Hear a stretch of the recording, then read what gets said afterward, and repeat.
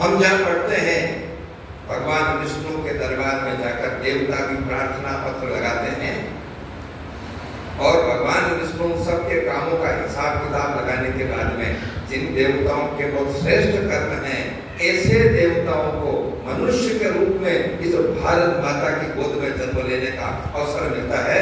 आप विचार करिए हम कितने सौभाग्यशाली हैं।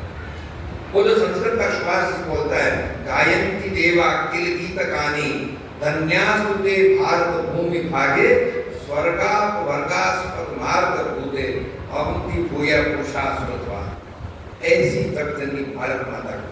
वैसे ऐसा कहते हैं कोई भी बेटा अपनी माँ के स्वरूप का वर्णन नहीं कर सकता, और इस भारत माता का वर्णन करना ऐसी कोई लेखनी नहीं है, ऐसी कोई वाणी नहीं है जो इस भारत माता के स्वरूप का वर्णन लिख सके, बोल सके। परंतु हम अपनी माँ के बारे में थोड़ा ध्यान दे सकते।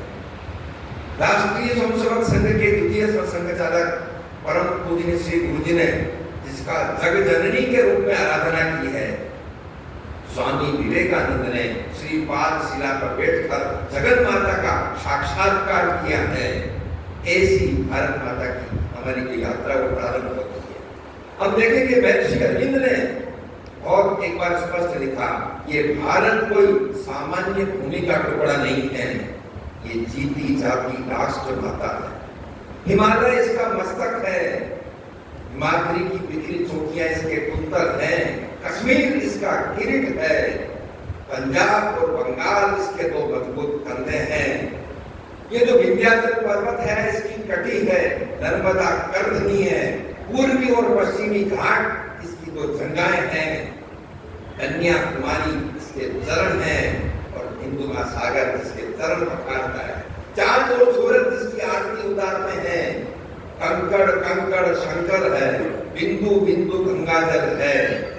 हम जिएंगे तो इसके लिए, हम मरेंगे तो इसके लिए। ऐसी जगजननी भारत माता की आज की हमारी यात्रा प्रारंभ करेंगे। इसी भारत माता के लिए इस एक कवि ने और लिखा है कि ये जो भारत माता है वो लगता है उस सिंहासन के ऊपर विराजमान है जो पूरे विश्व को ज्ञान देने के लिए आतुर है।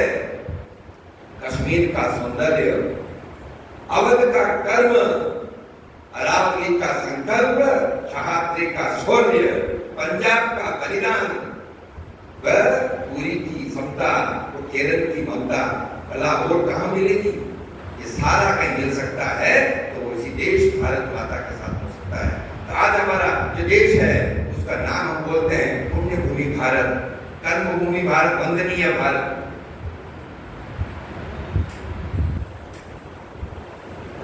पुण्य भूमि भारत यहाँ का जन्म लेना कितना पुण्य का काम होगा, इसलिए इसका नाम पड़ा है पुण्य भूमि भारत। आगे की यात्रा पढ़ेंगे तो प्रारंभ होगी हमारी यात्रा।